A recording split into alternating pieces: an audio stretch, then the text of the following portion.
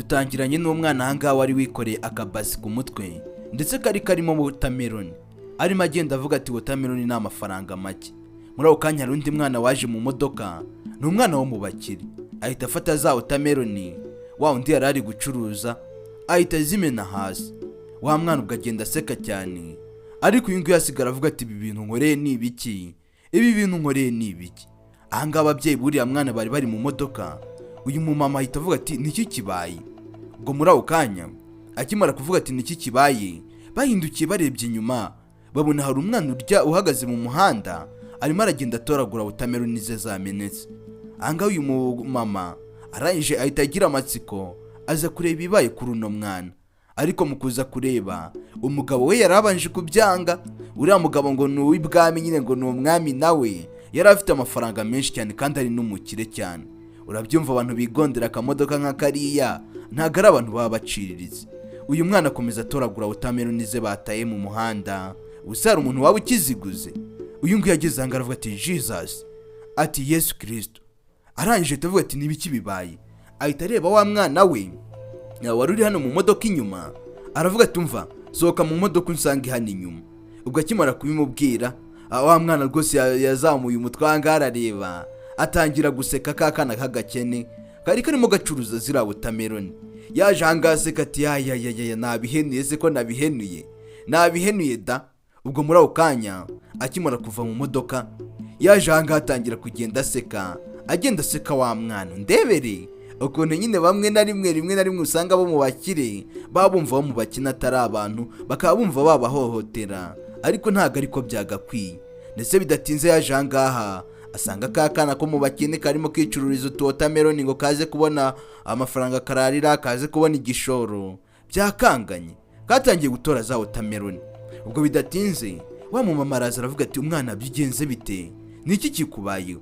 Uyu mwana atangira kuvuga ati rero nari ndi kwigendera, ngiye kumva numva hari umwana uturutse mu modoka. Uriya mwana wari uri muri iriya modoka mutwaye, arangije ahita afata watermelon zanjye nari nikoreye ku mutwe ahita zihenura hasi.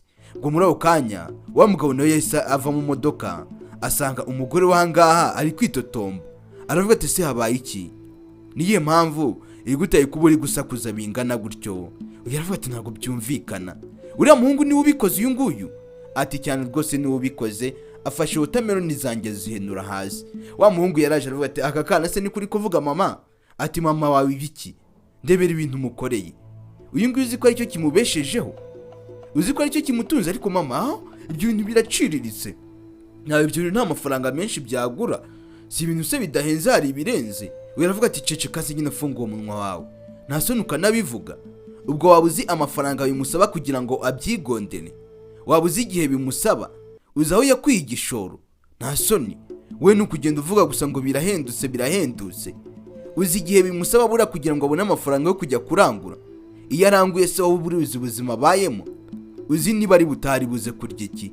Nta soni we ni ukugenda uvuga ngo birahendutse gusa, ngo birahendutse utazi aho byaturutse, utazi na buryo ki yabikoreyemo. Ubundi garuka hano kwanza, nta soni, hagarara ahangaha usobanurire neza, umbwire uyu mwana uri kumureba, wowe uritora ugafata watermelon ze yikoreye ku mutwe yavunikiye, ukazifata ukazihenura hasi uko wiboneye, hanyuma rero ukumva rwose nibwo butwari, ukumva niho ubaye intwari, ukumva nibwo ushoboye.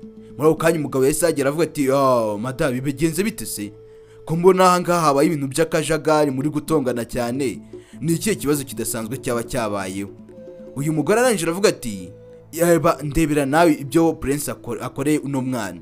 Araje aramufata, uyu mwana yari ari kwicururiza watermelon ze, asohoye umutwe mu modoka, araza ahita afata zino watermelon ze zose uko zakabaye ahita zimena hano hasi. Kandi mu kuzimena ahangaha uyu mwana yavuze ko aricyo kimubeshaho. None ubwo ngubwo uri kumva impamvu nimwe yatuma ntatongana niyihe? Niye mpamvu yatuma ntatongana? Niko sobanura nawe prince, ibi ubiterwa n'iki? Ubiterwa n'iki mbwira neza? Gute ugenda wanduranya ku bana b'abandi? Gute ugenda wiyenza? Ubiterwa n'iki nsobanurira se nyine? Murukanye umugabo aravuga nako kabazo se kari kabayeho? Hayayi ntago ari ikibazo cyo ngicyo.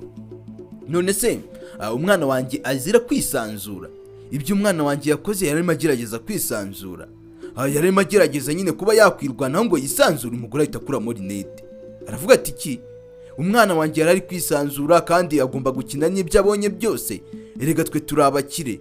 Ati nukuvuze uramushyigikiye mu bintu yakoze, uramushyigikiye mbese muri make ibyo yakoze byari byiza ndetse ni nabyo byari bikenewe. Ndetse uyu mugabo aravuga ati cyane rwose igikomangoma cyanjye kigomba kwiwe, agomba gukora ibyo ashaka, agomba kwisanzura ahantu hose n'ahanjye, buri hamwe hose, uri kumva, buri umwe wese akamukorera icyo ashaka. N'umwana wanjye rwose afite ubwigenge ubwo ari bwo bwose kandi nta n'umuntu ugomba kumubangamira, cyane ko akiri n'umwana, aracyari umwana mutoya, ibyo yakora byose nta n'uwabimuziza.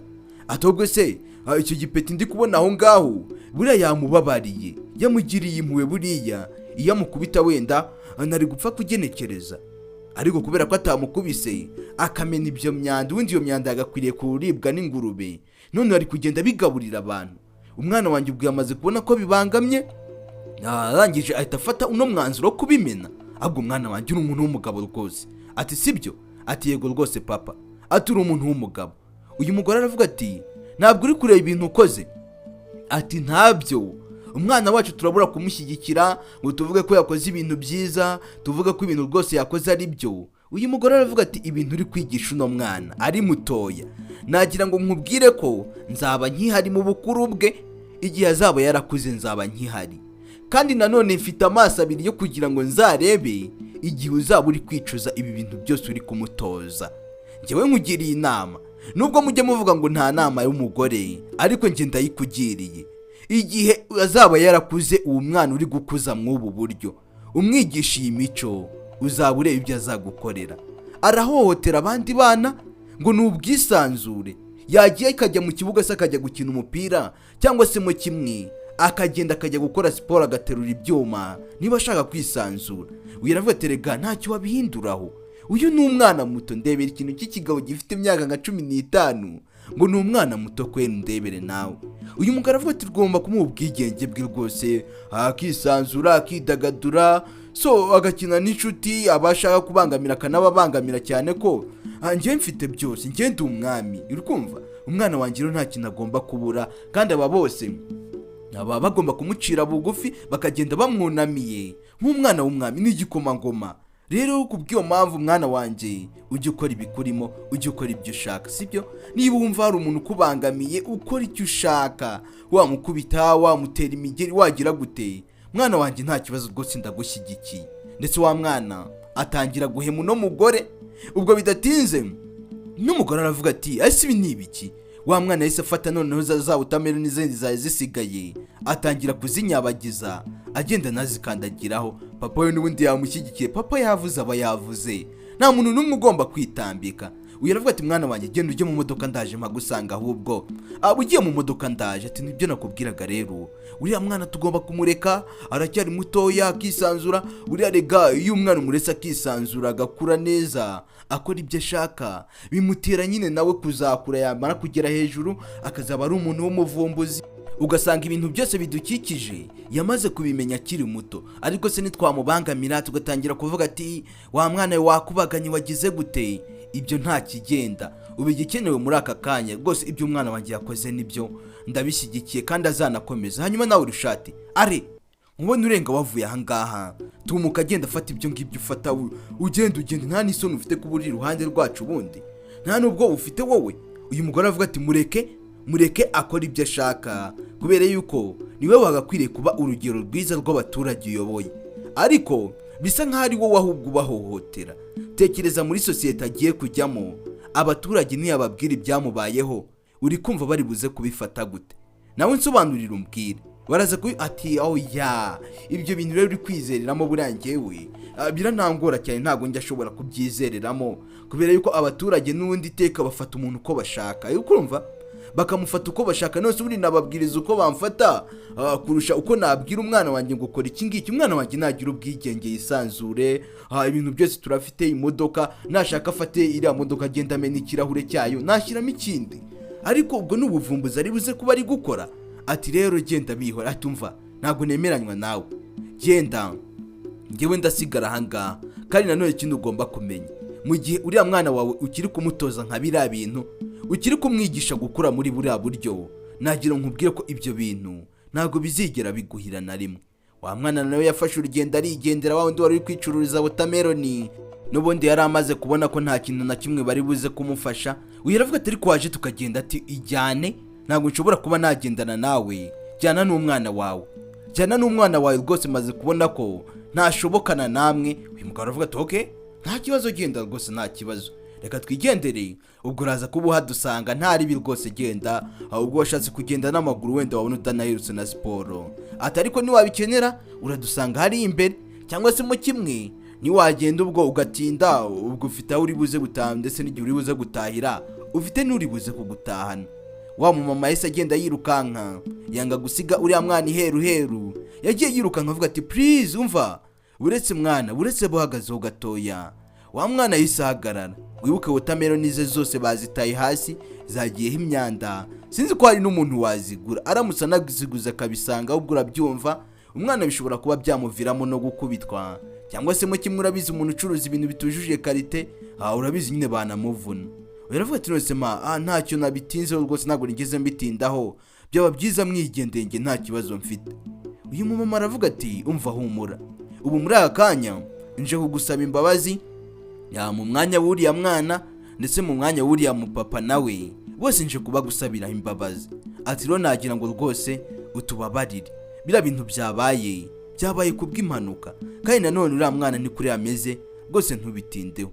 Ati rero ikintu kinzanye aha ngaha, nagira ngo rwose nze ngusaba imbabazi, utubabarire rwose, nta kibazo. Ati ahubwo se nashaka kukubaza, izo watermelon zawe zose hamwe, izo wari waranguye, zira zose nyine uriya mwana yamennye, zari ziguzwe amafaranga angahe? Uyu mwana ahita avuga ati ni 2,000. Ati okay, ndayaguha ugenda ugura izindi, ariko ukoreshe buryo ki ibintu byabaye hataza kugira umuntu n'umwe ubivumbura, hataza kugira umuntu n'umwe umenya ibyabaye, uze kubigira ibanga, kandi nanone ikindi ugomba kumenya, ntuze kubivuga. Uyu mwana aravuga ati rwose ntabwo ndibuze kubivuga, nta nubwo ndibuze kubitindaho. Uyu nguyu amaze kumva ko umwana atari buze kumena ibanga ngo avuge ko abantu b'abakire nk'abariya ndetse abantu b'ibwami bakoze amakosa nk'ariya, yese avuga ati okay, reka nkurebera amafaranga. Yari yamubwiye ko yaziranguye 2,000, ariko uyu we yahise amuhereza 20,000 byihuse. Aravuga ati fata no mafaranga, izo ngizo ugenda uzimene, hanyuma rero uguremo izindi. Uyu mwana aravuga ati nusi kumaye menshi, hanyuma fata hoya, nta kibazo, yajyane yose nayawe, nawe ugenda uyakoreshe, ugenda uranguremo izindi, izo ngizo zangiritse uzimene zose, hanyuma rero wikomereza akazi kawe, nta kibazo, kandi ntihaze kugira umuntu ubimenya nk'uko wabinsezeranije. Uba ari kuza kubikora, uze kubigira ibanga, ibyabaye bibe hagati yacu nawe twenyine, nyine ntibize kugira ahandi birenga, ntibaze kugira undi muntu ubimenya, bize kurangirira aha, sibyo umwana. Ndetse uyu mwana nawe ntabwo yagombaga guhakana, yarabyemeye. Uyu aravuga ati murakoze cyane rwose, ati nawe urakoze kuba utubabariye. Uyu mumama rwose yicishaga bugufi, atitaye ngo ni umwana w'umukene, atitaye ngo ni umutindi. We yaravuze ati rwose ngomba guca bugufi, kandi namwe mwabantu mwe mujye muca bugufi. Uriya ushobora kwiratana uwo mubiri ngo uciye hejuru y'abandi ngo uri umukire, ariko ni time ujye umenya ko na wa muntu uba ugenda uvuga ngo ni umukene, mwese mujya ahantu hamwe, kuko iyo mwese mwitabye Imana nta n'umwe bafata ngo bashyire mu kirere bamumanikemo, mwese muba mugomba kujya mu butaka. Ndetse uyu mumama yaramusezeye, aramubwira ati kandi uze gucuruza neza, mwifurije rwose imigisha y'Imana ize kukuba hafi, Imana iguha umugisha, ucuruze neza kandi uzunguke, utere imbere cyane. Uyu mwana yahise yikomereza urugendo, ndetse mu rugendo rwe yageze aha ngaha abanza kumena za zindi zanduye, za zindi zangiritse bari bataye hasi, yarabanje arabimena. N'ubundi yaramaze kubona ko nta buziranenge bigifite, agomba kujya kurangura izindi. Ibyo ntibibaye, uriya mumama twabonye yabwiye uriya mugabo ati uwo mwana uri gutoza gutyo, ubwo ahazaza he nzaba ndeba uko azaba ameze. Ndetse wa mumama nawe yagiye, ariko nanone agenda asubira inyuma areba uno mwana ukuntu ari kugenda, agenda amureba, yarababaye nawe, byaramubabaje. Ariko uzi kubona umuntu yitora akagenda agafata ibintu by'umuntu yicururiza bimutunze akabimena. Ibyo bimaze kuba, reka turebe nyuma y'imyaka 27 wa mwana yarakuze, ari ahangaha. Wa mwana afite umupanga, ari kubwira papa ati mva imbere, mva imbere nkora ibyo nshaka, reka nibonere ubwigenge. Sasa ndebere ukuntu ingaruka zimugarutse. Uyu mugabo yaramutetesheje akajya avuga ati mwana wanjye uzakubita ushaka, uzakora icyo ushaka, uri umwana w'ibwami ntacyo bagutwara. None umwana yafashe umupanga avuga ati papa mva imbere, ndetse ndashaka kugurisha ino nzu. Uyu mugabo aravuga ati nose ugurishije inzu, reba umaze kugurisha inzu zigera kuri 5 zose, amafaranga bayaguha yawe ukagenda ukayanywera ugasinda ugataha nta n'ijana utahanye. None se ubwo uri kumva koko niwamara kugurisha ibintu byose dufite tuzasigarana iki? Nawe utekereza ushyire mu nyurabwenge wumve ibintu uri gukora koko niba ni ngombwa. Kandi wa mugore yaramubwiye amugira inama, ahanga ababyeyi mwigiremo isomo ukuntu buriya ukujije umwana ibyo umutoza akiri mutoya, niyakuze nibyo akomeza. Niyakuze waramwigisha kurwana kurarwana, iyakuze waramwigisha gutukana akura ari mentere mu bintu by'ibitutsi wagira ngo yabyize muri kaminuza. Naho bitandukaniye n'uyu mugabo rero. Aravuga ati rwose mwana wanjye reka genda, ibyo wagurishije birahagije. Baguhaye miliyoni zigera muri 700, izo zose zapfuye ubusa. Nagerageje kuguha ibintu byanjye byose nari mfite, byose ubipfusha ubusa. Amamodoka waragurishije, imitungo buri kimwe cyose. None se basi ibyo ni wabigurisha, uri kumva turi buze kuba dusigaye kuki? Turasubira ku isambu mu cyaro se tujye guhinga? Kandi naho urabizi neza ko hamwe na hamwe wagiye uhagurisha ntanabizi. Ubu ngubu hari nawe ushobora kugera abantu bakaba banamitana bavuga ati waje mu masambu yacu kugira gute? Uyu mugabo aravuga ati umva nakubwiye ati ndeka ngira ubwigenge bwanjye, ndeka nkora ibyo nshaka, ngewe ndi umwana w'ibwami nta muntu n'umwe wankoraho. Reka rero ngende nigurishirize iyi nzu, ndashaka kuyigurisha ndetse n'ino modoka. Ukuri buze gukomeza utinda niko ndibuze kugenda nunguka ubwenge bwo kuba nagurisha n'imodoka. Ubwo byose mbitange. Kandi ikindi ugomba kumenya, nagira nkubwira ko n'ubundi no modoka hari n'umuntu nayikodesheje, mu kanya gato niyaza kuyireba ntibize kugutungura, uze kuza kuba uri ready kuko agomba kuza kuyijyana. Ikindi nanone iriya nzu iri hari inyuma nayo namaze kuyigurisha, nayishyize ku isoko, ubu nayo ntago yemerewe kuyinjiramo. Nanone iyi ngiyi nayo nigiye gukurikiraho, iyi nawe ndashaka kuzahita nyigurisha, zose nkazigurisha. Ubwo ngewe nawe tukavaruka nyagasani. Ese uyu mugabo azasigara kuki? Ndebera ibintu yigishije umwana we, ndebera ibintu atangiye kumukorera, undebere nawe. Aravuga ati kandi ugomba kubyemera, wabyanga wabyemera, bigomba kubaho. Nta nubwo ndi no kukugisha inama, kuko muri aka kanya ndi kubikora nk'itegeko, ndi kubikora kuko mbishaka nabigambire, nta muntu n'umwe wamagarika. Kandi papa niba uzi ubwenge ntiwongere kuza kunyitambika, ntiwongere kuza kunyamaye. Umugabo yahise avana y'umupanga, arangije yaragiye gutema papa we. Habuze gatoya. Papa aravuga ati mwana wanjye ntiwabinkora. Ati papa nakubwiye ati niba uzi ubwenge jya kure yanjye, ntabwo ndi gushaka kunyegera. Ati mwana wanjye tuza, nigiye papa we ntabwo uri kumbona. Ati ndabizi kuri papa wanjye ndanakureba, ni nayo mpamvu nakomeje kugukiramo imiyaga. Ubundi utaza kuba ari papa uri papa wanjye, nagira nkubwira ko aya ndi kuvuga ntabwo nakabaye ndi kuyavuga, nakabaye nararangije no kugurisha byose n'imodoka narayigurishije. Ati rero mpereza buri kimwe cyose cyanjye, ibyawe wavuze ko ari ibyanjye. Ubwo muri make n'inzu zose ndeka nigurishirije, kubera yuko nizanjye nose hari umuntu n'umwe uzingengaho. Niwe wabimbwiye rega, kandi ni nawe wambwiye ngo njye nkora icyo nshaka. Nta mpamvu nimwe rero yambuza gukora icyo nshaka. Nibuze ubwenge jya kure yanjye nyagasani. Ndebere namwe babyeyi, uno munsi nimwe mwabwirwaga abo bana murera. Ese mubarera mute? Mubarera nk'uno mugabo se cyangwa mubarera bitandukanye? Ndabakunda cyane, mureke tuyisoreze aha ngaha. Inyigisho y'umunsi yari iyi ngiyi. Ciao ciao, Imana ibahe umugisha. Ndabakunda cyane.